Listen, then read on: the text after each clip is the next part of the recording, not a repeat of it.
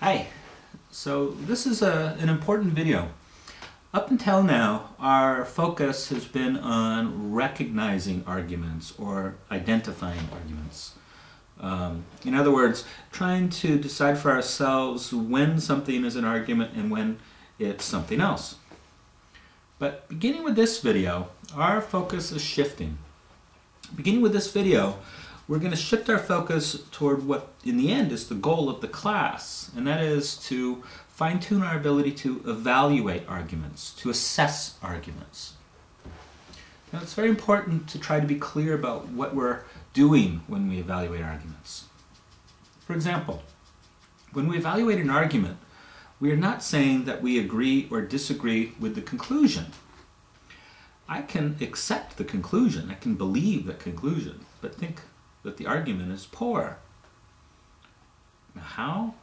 Well, to suggest an argument is poor is to say that the premise or premises are poor reasons to believe that conclusion.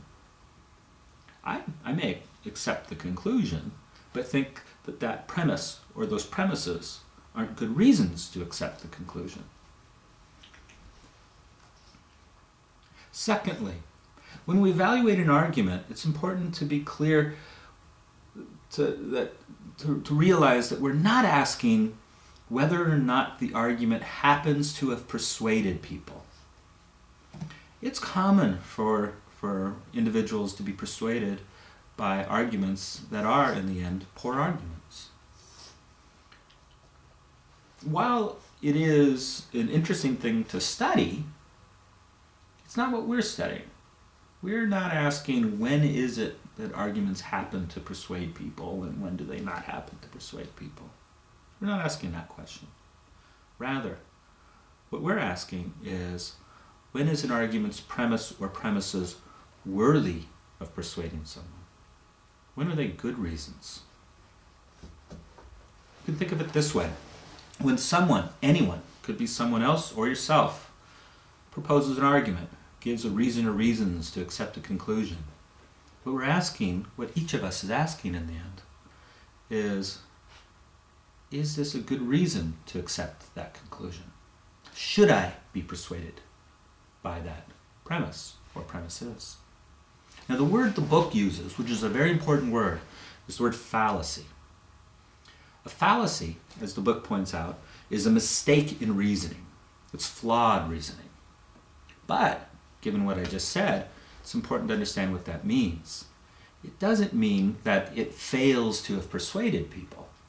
Rather, to suggest that a premise is fallacious is to suggest that it shouldn't persuade people. Right, come on, true? It's to suggest that even if people happen to be persuaded by it, they shouldn't be. Now, the way I like to think of a fallacy is this way. A fallacy is a premise or premises that fail to address the issue. I think that clarifies a potential misunderstanding. Because I think it's understandable to get kind of bogged down by this distinction between whether or not folks happen to be persuaded by an argument and whether or not they should be persuaded by an argument. Sometimes people will think, well, how do you decide if you should be persuaded by it? And what I want to suggest is this. When I suggest that a premise is a fallacy, when it's fallacious, when it's a poor reason to accept the conclusion, in the end what's going to be helpful is to remember that it's a poor reason insofar as it fails to address the issue. Finally, it's common when we study fallacies for books and for teachers to categorize them. And we're going to follow this pattern. So what we're going to do is we're going to learn the names of fallacies. These are the names of specific ways that premises can fail to address the issue. But before we start memorizing those fallacies, I want to propose 3 broad categories. These are broad categories of fallacies under which we're going to list specific names of fallacies. Now, the first is a fallacy of language. Now, it's a fallacy. It's flawed reasoning, meaning it's reasoning that fails to address the issue. But to say that it's a fallacy of language is to suggest that the nature of the flaw is such that there's some flaw in the language, or more specifically, there's some flaw in the meaning of the language. Most fallacies of language, the flaw is that there's some lack of clarity. The point is unclear in some way. But there are some other fallacies of language as well. In the end, a fallacy of language is any reason that fails to address the issue because there's some mistake in the language, some flaw in the language. There's something about the language that prevents it from addressing the issue. Second, fallacies of relevance. So this is a second category of fallacy that we're going to learn. It's very important to be clear about how that term is being used. So again, it's a fallacy. It's flawed reasoning, mistaken reasoning. But the nature of the mistake is different than a fallacy of language. Whereas a fallacy of language, the flaw is in the meaning of the language. With a fallacy of relevance, the flaw, the problem, is with the claim's relevance. Now, by this, I don't mean that the claim is unimportant. That's not what I mean. To be relevant is to be on topic. To be irrelevant is to be off topic. So a fallacy of relevance is a reason that may seem to address the issue, but it doesn't. It's fallacious. And it doesn't address the issue because it's off topic. It ends up addressing a different issue. Lastly, fallacies of evidence. Once again, these are fallacies. They're examples of flawed reasoning, errors in reasoning. They fail to address the issue. But a fallacy of evidence is when the premise fails to address the issue because, I'll say, the nature of the evidence that was, or in the end we're going to see was not, gathered. So there's a need for evidence to be gathered, and either that evidence wasn't gathered or how it was gathered is flawed. This can seem pretty abstract.